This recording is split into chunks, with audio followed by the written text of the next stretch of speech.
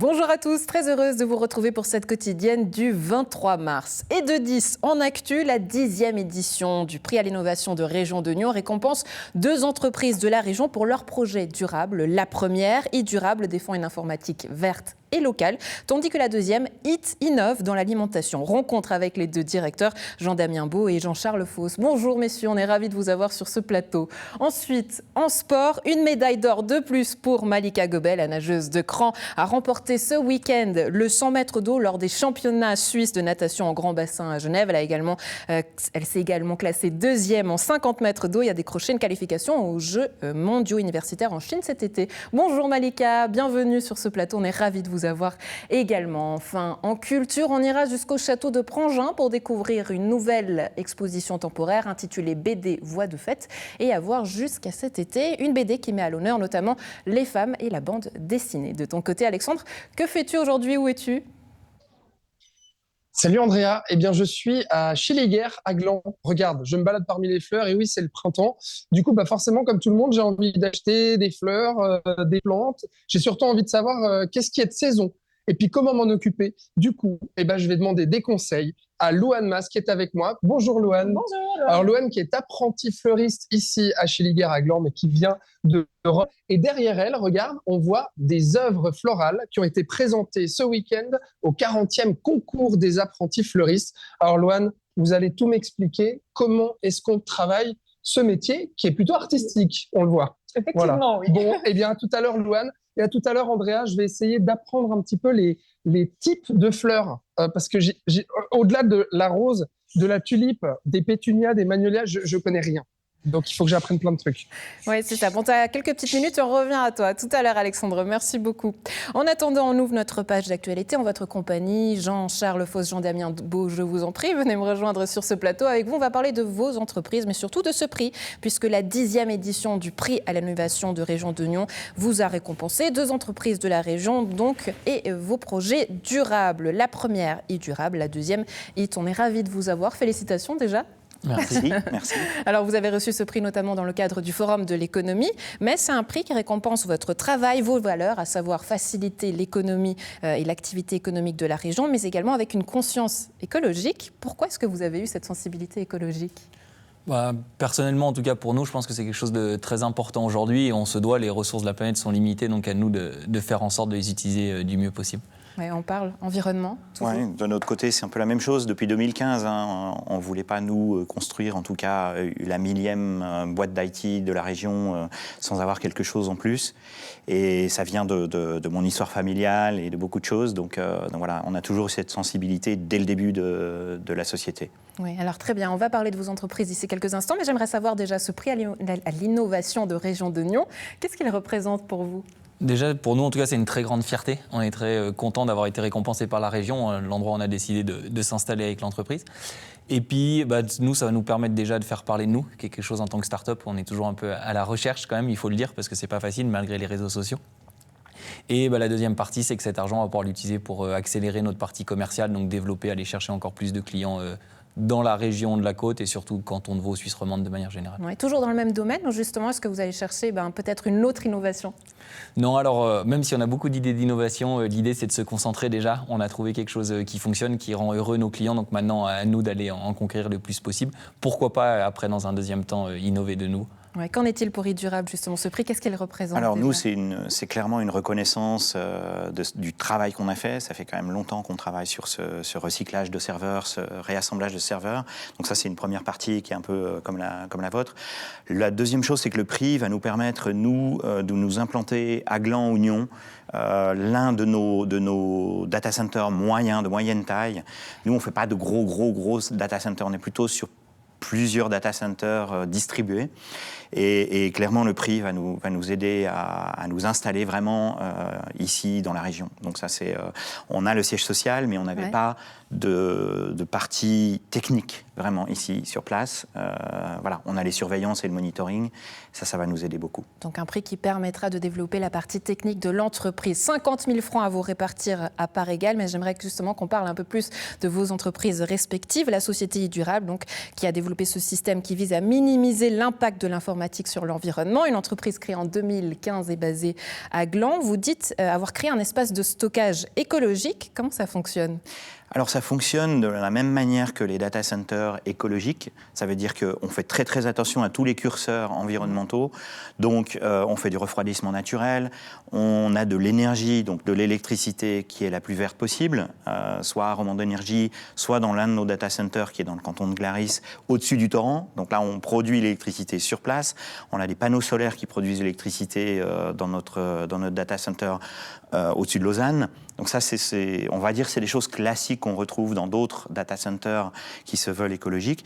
Et nous, ce qu'on a rajouté, c'est toute l'énergie grise. Donc la fabrication des serveurs, on ne l'a pas. Il y a beaucoup de gens qui jettent des serveurs qui sont encore très utiles. C'est l'obsolescence programmée, parce que le serveur est plus sous garantie, parce qu'on achète un nouveau serveur qui va être là pour une nouvelle application.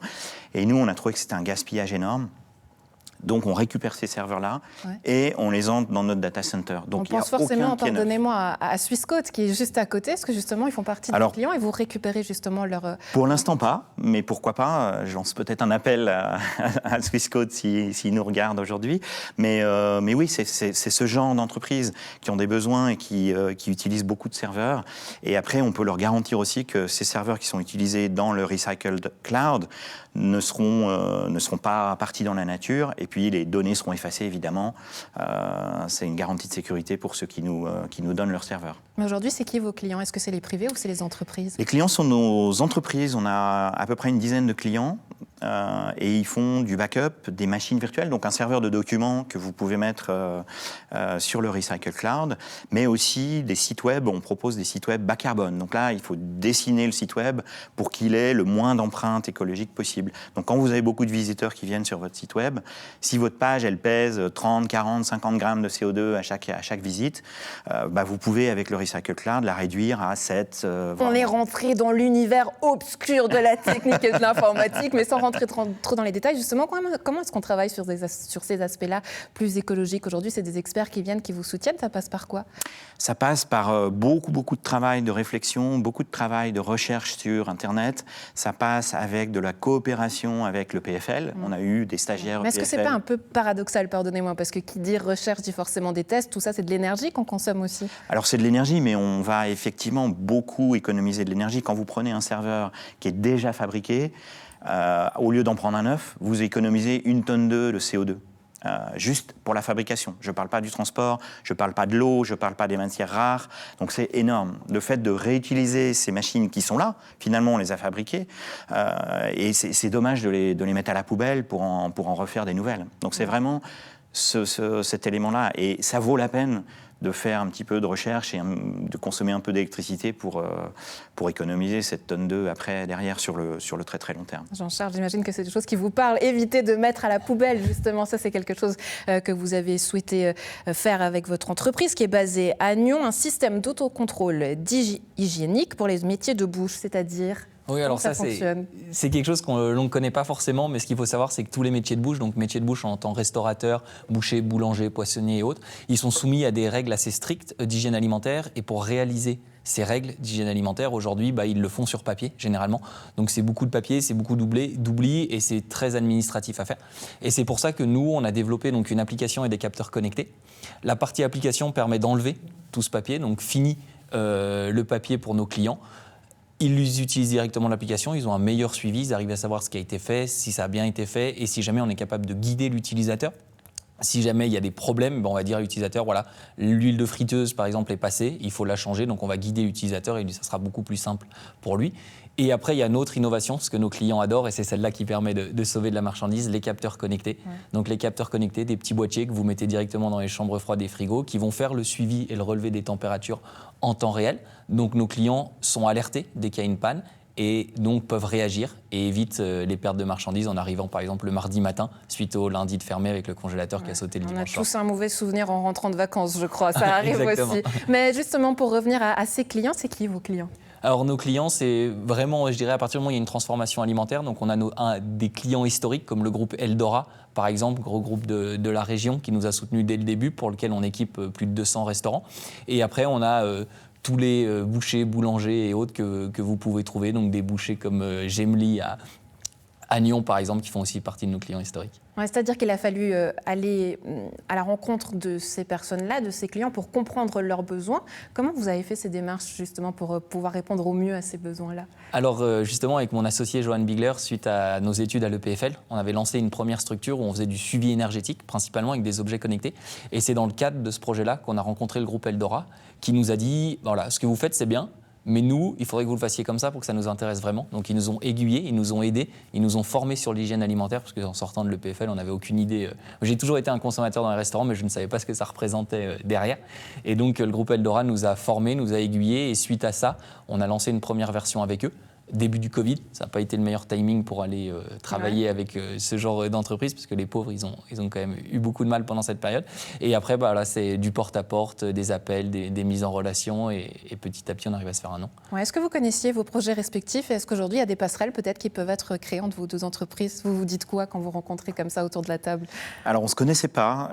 En fait, le principe du prix, c'est qu'on ne connaît pas les autres candidats. Par contre, effectivement, les premières choses, voilà, quand moi j'ai découvert Eat, je me suis dit, ah tiens, c'est intéressant. Alors voilà, on a discuté effectivement technique. Donc là, on ne va pas en parler, mais on discute technique. Et puis de synergie potentielle, effectivement. Ouais. Nous, on est un gros consommateur de cloud, parce que notre métier, finalement, c'est de récupérer des données en permanence, donc sur 24 heures sur 24. Donc, on fait partie des utilisateurs. Donc, si on peut arriver à diminuer notre empreinte, pourquoi pas, ça irait dans la dynamique de notre entreprise. Voilà. Et de notre côté, dans la digitalisation de nos clients, on a aussi quelques clients dans les métiers de bouche. Et donc voilà, on connaît ce genre de choses, voilà, cette digitalisation des PME de la région. Ouais, et surtout des entreprises. En tout cas, on était ravis de vous avoir tous deux sur ce plateau. Merci beaucoup d'avoir été avec nous, et puis longue vie à vos entreprises respectives. On se réjouit de prendre de vos nouvelles prochainement et que vous nous racontiez justement la suite de vos projets. À très bientôt. Merci à vous. Merci beaucoup. Alexandre, on retourne à toi. Donc, est-ce que tu as la main verte, toi? Non, alors j'ai franchement pas la main verte. D'ailleurs, ça, c'est un gros souci, Loane. Va falloir y remédier, va falloir que vous me conseillez, vous me donniez des conseils. C'est le printemps. Du coup, effectivement, Andrea, là, depuis 2 jours. Loane, Achille-Guerre à Gland, le printemps, ça a fait quoi? Ça fait que cette semaine, là, il y a eu plein de gens qui sont venus acheter des fleurs ou pas? Alors, il y a un peu plus de monde que dans les périodes très chaudes ou des choses comme ça, mais ça commence gentiment. On s'attend à que ça aille de plus en plus rythmé. Ouais, c'est ça. Du coup, au printemps, c'est quoi les fleurs en fait qu'on retrouve? C'est quoi les variétés de fleurs typiques de cette saison-là, début de printemps? Alors là, on va surtout retrouver de la tulipe. Alors, les tulipes, il y a des tulipes, voilà, juste ici.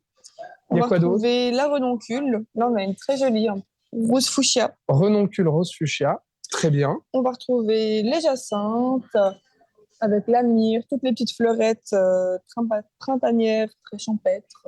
Ouais.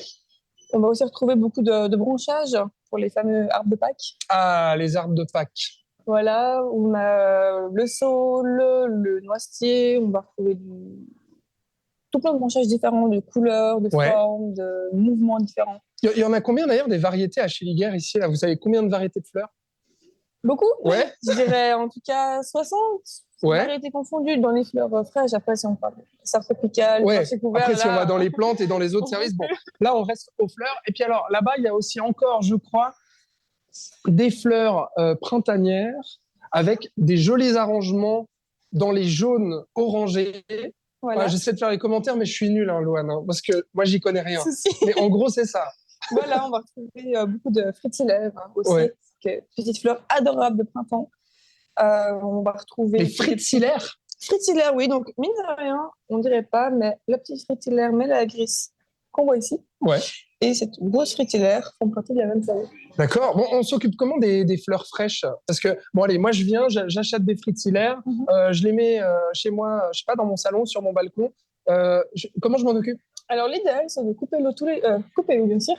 Changer l'eau tous les 2 jours. Recouper les tiges dans le même sens que le fleuriste. Très important de ne pas couper au ciseau, comme beaucoup de personnes. Pourquoi? Parce qu'on va venir, en fait, casser toute la fibre qui permet à la plante de boire. Ok. Tandis qu'on la coupe bien en diagonale, avec un couteau qui coupe bien ça va bien ouvrir tout ce qu'il faut pour que la fleur puisse bien boire. Donc quoi, au sécateur, il faut? Au couteau. Au couteau, pardon. Ouais. Sécateur, c'est mieux que ciseaux, mais c'est quand même pas l'idéal. D'accord. Et puis après, alors, on change l'eau, Andrea, tous les 2 jours. Oui, et passer un petit coup de savon pour bien enlever toutes les bactéries qui pourraient traîner D'accord. dans les alentours. Bon, alors, vous êtes apprenti fleuriste depuis plus de 2 ans ici, donc, à Gland. Et puis, vous avez participé, on l'a vu en introduction d'émission, derrière, je m'approche, je vais changer la caméra, Andrea, pour que tu vois ces œuvres florales qu'a confectionné Louane lors du 40e concours des fleuristes qui s'est déroulé à Payerne le week-end dernier. Bon, alors, Louane, pas de podium, malheureusement. Malheureusement. Voilà, 10e place, je crois, 10e et 11e place pour... 10 et 9. À 10 et 9, voilà, pour à la fois une confection florale de table et une confection florale de porte. Alors, moi, j'aimerais savoir comment est-ce qu'on se prépare pour faire un concours de fleuristes? Parce que préparer des fleurs pour des clients ici à Schilliger, c'est une chose, et d'ailleurs, on pourra voir un peu comment vous travaillez aussi tout à l'heure, mais confectionner ce genre d'œuvre, il y a tout un travail artistique. Vous faites comment? Alors, c'est sûr que c'est très, très différent. Les deux sont très artistiques, mais là, c'est vraiment aussi un projet pour le plaisir, dans le sens, c'est pas courant de faire des aussi grands décors, c'est pas dans la vie de tous les jours. Donc, personnellement, je procède toujours de la même manière, c'est-à-dire que je m'inspire du thème, je pose tout sur papier, que ce soit par écrit, par dessin, croquis. Ouais. Ensuite, j'image les fleurs qui pourraient correspondre dans la taille, dans la couleur. Là, typiquement, je devais avoir un arrangement qui devait durer 3 jours. Et en comptant pour moi, qui devait se déplacer de Gland à Payerne. D'accord. Donc, des fleurs qui peuvent se transporter. Au voyage. Donc ça, c'était le thème un peu imposé. Mais alors, du coup, après, vous avez choisi quoi comme variété de fleurs? Là, qu'est-ce qu'on voit? Alors là, j'ai choisi des petits cymbidiums, les lemons, parce que... Alors moi, il faut savoir, je suis une grande fan... C'est ça? Non, c'est là. Ah, c'est ici. Voilà. Il faut savoir que je suis une grande addict du vert, des fleurs vertes. Ah bah oui, donc, je vois, effectivement.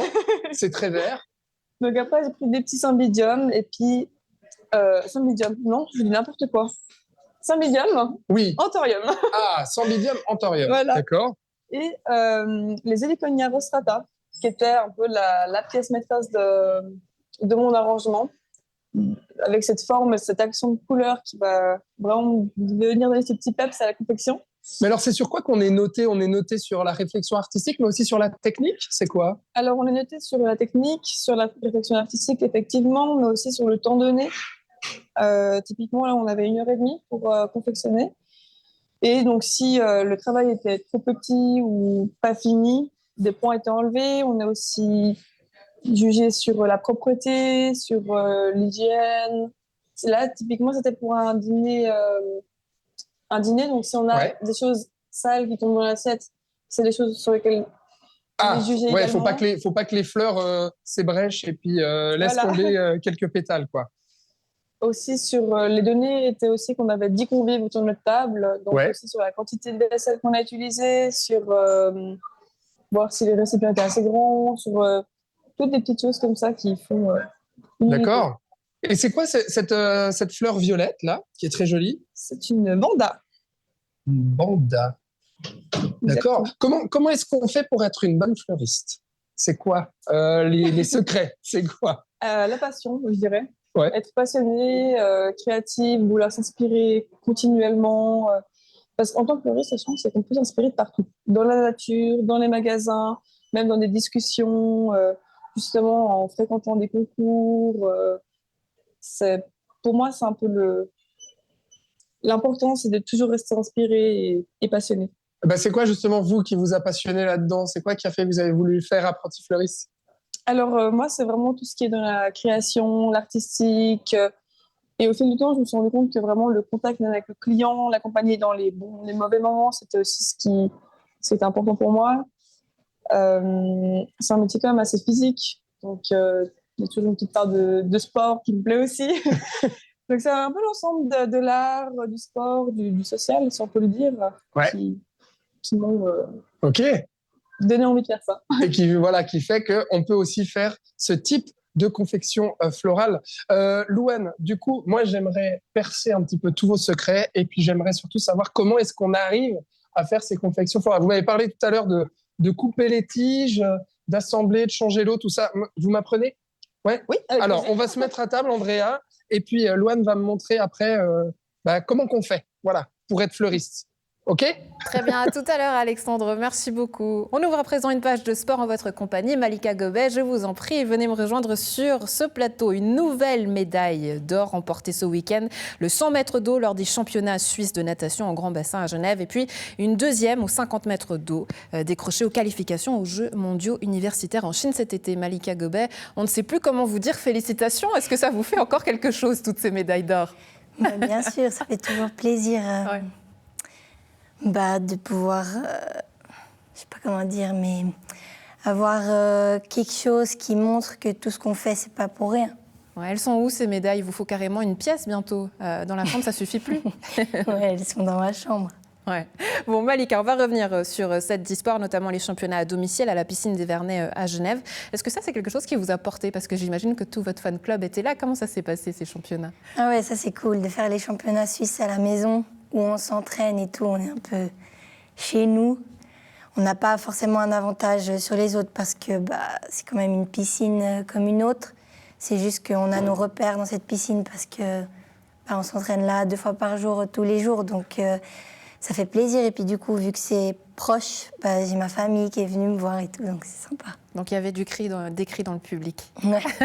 Alors on a justement quelques images, on va les voir en votre compagnie. Alors une médaille d'or en 100 mètres, une médaille d'argent en 50 mètres, toujours dans la discipline du dos. On peut dire que ça y est, vous avez vraiment trouvé votre spécialité là. Ouais, non. Depuis toujours, le dos, ça va bien.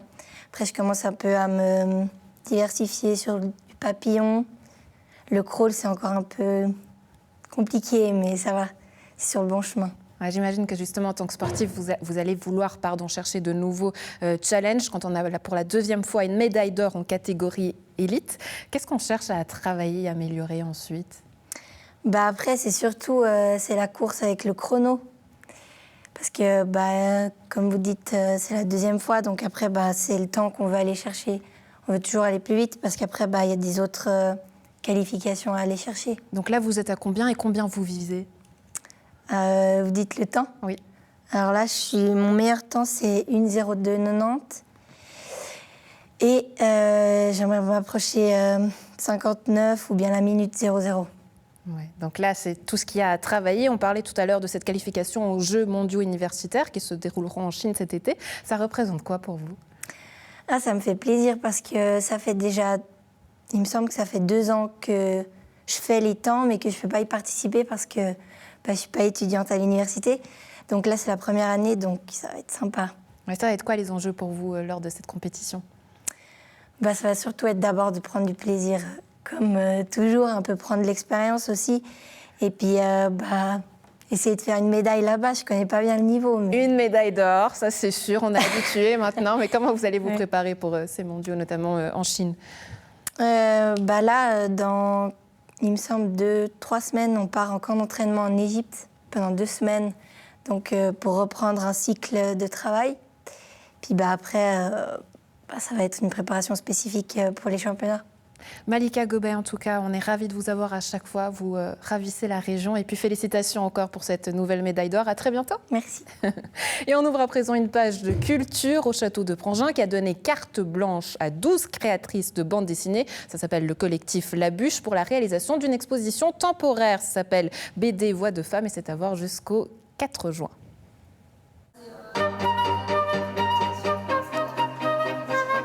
L'exposition BD Voix de Femmes est une exposition d'un collectif de 12 artistes femmes qui s'appelle La Bûche, un collectif de dessinatrices, d'illustratrices qui sont habituées à travailler dans le monde de la bande dessinée. C'est en fait au départ simplement un fanzine de bande dessinée non mixte, donc dessiné uniquement par des femmes, dont j'ai eu l'idée en 2015, il y a assez longtemps, à une époque où il y avait encore beaucoup moins que maintenant de visibilité pour les femmes dans la bande dessinée. Donc l'idée c'était de se réseauter, de se faire connaître, d'avoir plus de force ensemble. Maintenant on est plus d'une centaine de dessinatrices plus ou moins investies dans ce collectif.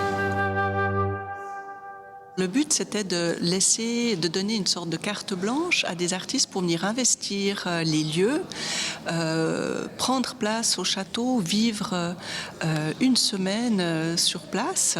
Et les œuvres qu'elle nous propose, ce sont vraiment des mini-récits inspirés par des personnalités ou des personnes toutes simples qui ont vécu au château de Prangin ou qui sont inspirés par des œuvres que nous exposons.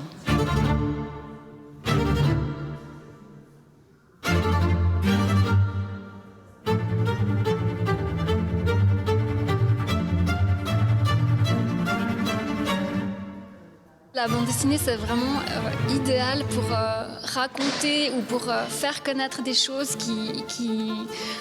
qu'on se dit qui ne nous intéressent pas a priori. Et le fait qu'elles aient vécu sur place, qu'elles aient dormi dans ce lieu, alors que même les personnes qui travaillent ici n'ont pas accès à ça, c'est assez magique et ça permet de...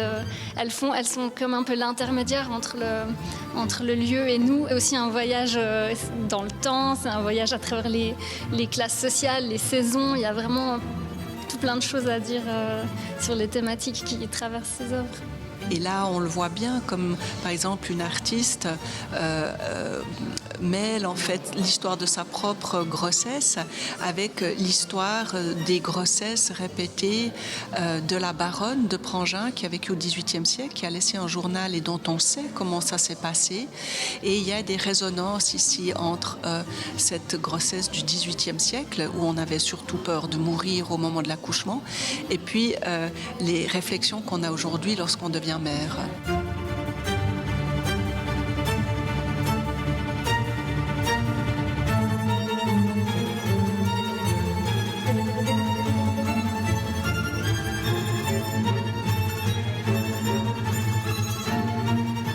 Ce rouleau, c'est un peu la matrice en fait de tout ce qui a été créé autour et ensuite séparément, parce qu'il y en a beaucoup qui ont continué à dessiner chez elles pour créer les œuvres qui sont ici. Les couleurs principales, c'est ce rose, rouge et bleu qui fait référence à l'indigo et à la garance, les deux couleurs qui étaient principalement utilisées pour la teinture et la peinture des Indiennes. Ce rouleau, il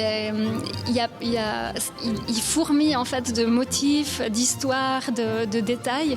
L'idée, c'était qu'il n'y ait pas de texte dessus. Donc, c'est vraiment, ça permet aussi à l'imagination de se perdre dans la quantité de motifs. Et il y a des choses qui sont assez compréhensibles parce qu'il y a des éléments qui sont liés au château, donc on les reconnaît. Mais il y a aussi des choses totalement mystérieuses ou farfelues que seuls les artistes pourraient expliquer, qui sont probablement nées des discussions qu'elles ont eues pendant qu'elles le dessinaient ou des choses qu'elles ont vécues sur place. Donc, c'est assez chouette.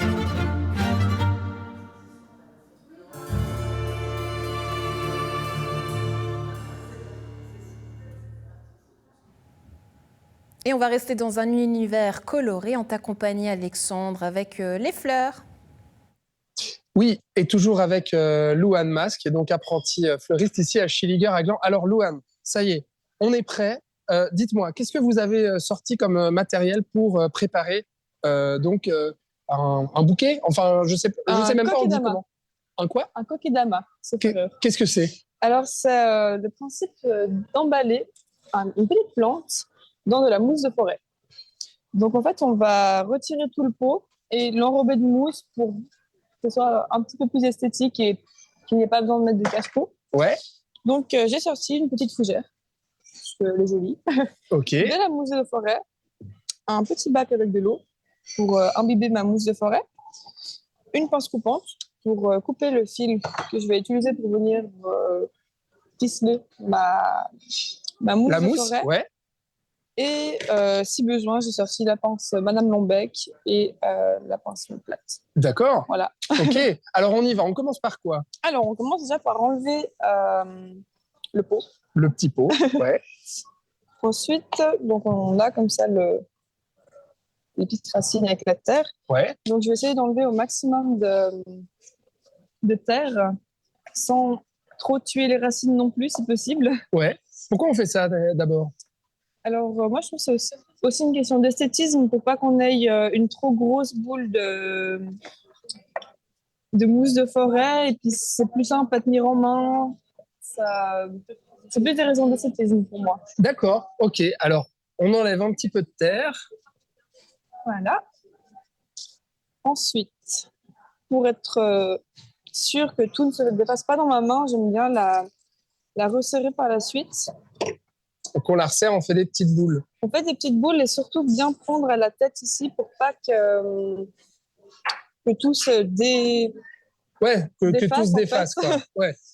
Donc du coup, bien tourner. Donc on la tient au sommet, justement. Voilà. On On aplatit compacte tout bien. la terre.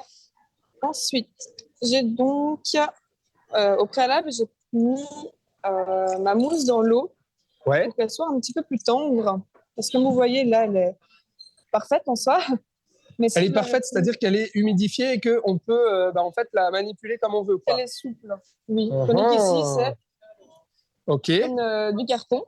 Ouais. Donc, pas idéal pour ce qu'on veut en faire. Ouais, effectivement, là, on va pas arriver à l'enrouler autour de la Donc, fleur. j'ai pris 2 bouts pour être sûr d'en avoir assez. Ouais. Et je vais venir donc placer ma petite boule de terre avec la plante. Donc ensuite, je remets tout bien autour. Je tourne tout en continuant un peu à tasser. D'accord. J'enlève les petits bouts qui me semblent de trop, Ouais. quitte à le rajouter par la suite. Et encore une fois, je serre tout. Je serre tout. On Donc- serre bien. Donc ça y est, là, on l'a complètement enveloppé. Voilà. Et au-delà de l'esthétisme, justement, la mousse, elle apporte quelque chose à la terre. Je dirais qu'elle peut aussi apporter de l'humidité. Enfin, Ouais. plus garder l'humidité dans la plante. Et là, vous enroulez ce fil de nylon tout autour, c'est ça? Alors, je vais garder mon petit fil de métal, voilà, pour donner métal. en fait, pour que tout reste ensemble. Sinon, c'est ma ligature en soi. Ouais. Et ce qui est important, c'est de bien garder son doigt en fait sur le petit bout de métal pour pas qu'il se fasse la balle. Ah bah oui, effectivement. Ouais. Donc là, on va vraiment généreusement venir faire tout le tour avec le fil de métal et pas hésiter à, comme le mot d'ordre depuis le début, Ouais. venir bien écraser toute la touffe et pas oublier de venir aussi sur le bord ici maintenir la mousse. D'accord. Louane, fleuriste, c'est un métier encore très féminin ou est-ce qu'aujourd'hui, on retrouve quand même des hommes comme vous qui font des apprentissages? Alors, c'est quand même majoritairement féminin, surtout fleuriste. Ensuite, moi, nous avons la chance d'avoir quand même 2 hommes dans notre classe qui font des créations magnifiques. Donc, moi, je pense que ça va de plus en plus devenir commun de trouver des hommes dans le métier de la fleur. Mais ça reste quand même maintenant assez peu commun. Ouais. Voilà. D'accord, effectivement. Mais ça tend justement à s'ouvrir et puis à faire que des hommes aussi s'intéressent Voilà. à ce métier. Donc, comme tu le vois, Andrea, il faut de la technique et puis de la créativité. Alors là, on en est où, Louane? On a Là, entouré. Là, j'ai remis un peu des petits bouts de mousse parce que là, par exemple, on voit que j'ai une de mes petites racines qui sort. Ah, Donc, pas bon. pas très bon, non, effectivement. Donc, je vais venir remettre un petit bout de mousse et D'accord. je repasse tout simplement avec mon fil. Ouais. Donc là, on a quand même quelque chose qui devient à peu près rond, à peu près solide et à peu près bien. D'accord. OK. Donc là, Donc, on a fini ça. Et puis ensuite, pour le client, qu'est-ce qu'on fait? pour le client, on lui préconise l'arrosage qui va être différent pour évidemment chaque plante. Ouais. Ensuite, il peut l'accrocher où il veut. On peut, par exemple, lui mettre un petit fil et puis le suspendre. On peut le mettre simplement sur... Mais alors ça se met pas en pot après, ou bien? Alors non, sinon ça ne serait pas très utile. Voilà. Mais La mousse. la mousse lui sert en soi de peau. Après, c'est plus fragile, mais la mousse lui sert de cache-peau. D'accord. Et après, on fait quoi? On met pas un petit emballage comme ça? On peut, si c'est pour protéger pour le transport, c'est toujours conseillé pour éviter de casser les feuilles, de mettre de la mousse partout dans la voiture ou dans le sac. Ouais. Mais c'est pas nécessaire non pour. OK. Eh ben, merci, Louane. Alors, il faut juste me redire quand même comment ça s'appelle ce que vous venez de faire. Parce que oui, moi, j'ai rien fait. J'ai regardé. Parce que je pense que je serais pas capable de le faire déjà. Ça, c'est une chose. Mais comment ça s'appelle ce qu'on va faire? Sauf erreur, des coquets d'amas. J'ai un doute sur le da, Ok. mais kokedama, oui. Kokedama, donc ça veut dire, c'est confectionner cette œuvre où on enroule la mousse autour de la terre. Eh bien voilà, magnifique kokedama, Andrea. Merci Louane, et puis à bientôt. Voilà Andrea, j'ai toujours pas la main verte, mais Louane, elle, oui. Oui, on a vu Alexandre, mais on a compris ta technique. Tu voulais repartir avec cette petite fougère. J'espère que c'était pour me l'offrir à moi. Très bien, bonne journée à toi et à Louane, Alexandre. À la maison, un plaisir d'avoir été en votre compagnie. Bonne suite de programme, à lundi.